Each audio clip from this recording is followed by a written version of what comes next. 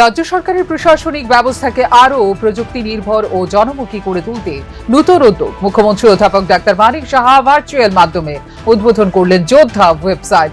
পাশাপাশি মুখ্যমন্ত্রী সমাবেশ কর্মসূচিরও শুভ সূচনা করেন তিনি। এই কর্মসূচির মাধ্যমে রাজ্যের বিভিন্ন জেলা সাধারণ মানুষের সঙ্গে সরাসরি মত বিনিময় করেন মুখ্যমন্ত্রী। আগামী 17 জুলাই থেকে সারা রাজ্যের পাশাপাশি 59 জেলাতেও শুরু হচ্ছে জনগণনা 2027-এর স্বগণনা কার্যক্রম। সরকারি কর্মচারী, আশা ও অঙ্গনওয়াড়ি কর্মী, গ্রাম রোজগার সহায়ক, পঞ্চায়েত কর্মী সহ বিভিন্ন স্তরের কর্মীরা এই কাজে অংশ নেবেন।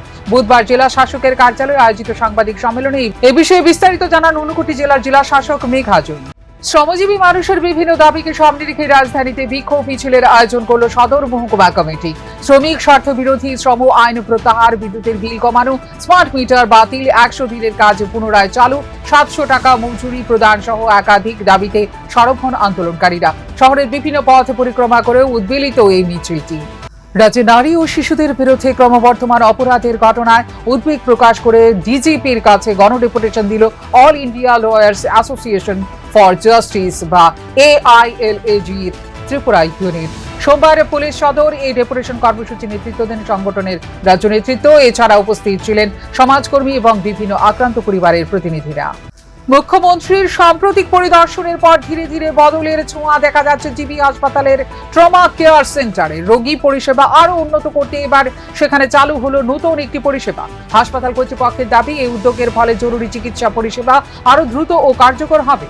আমতলীতে 4 বছরের এক শিশুকন্যাকে অশালীন অঙ্গভঙ্গি করার অভিযোগকে কেন্দ্র করে চাঞ্চল্যের সৃষ্টি হয়েছে। একই সঙ্গে শিশুটির মাকেও শারীরিক নির্যাতনের হুমকি দেওয়ার অভিযোগ উঠেছে এক যুবকের বিরুদ্ধে। ঘটনায় থানায় লিখিত অভিযোগ দায়ের করেছে শিশুটির পরিবার।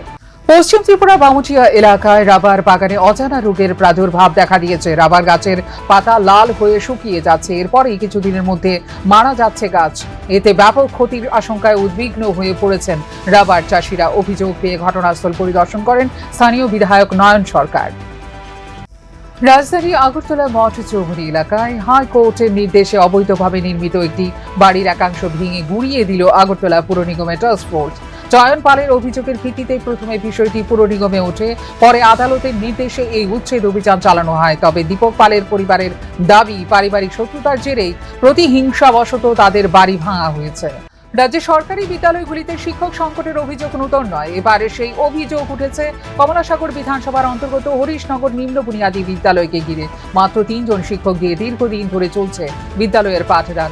এর ফলে একজন শিক্ষক ছুটিতে গেলে শিক্ষাদান কার্যক্রম ব্যাহত হচ্ছে বলে অভিযোগ। বিদ্যালয় কর্তৃপক্ষ দ্রুত শিক্ষক নিয়োগের দাবি জানিয়েছেন। দীর্ঘ বছর যাবত বেহাল দশায় রয়েছে দক্ষিণ ত্রিপুরা শান্তিরবাজার পুর পরিষদের 10 নম্বর ওয়ার্ডের দয়ালজি পল্লীর রাস্তা। 2024 সালের বন্যায় ক্ষতিগ্রস্ত হওয়ার পর রাস্তা ও সাইড ওয়াল নির্মাণের কাজ শুরু হলেও তা আজও অসম্পূর্ণ। বেহাল রাস্তায় প্রতিদিন দুর্ভোগ পোহাতে হচ্ছে স্থানীয় বাসিন্দাদের।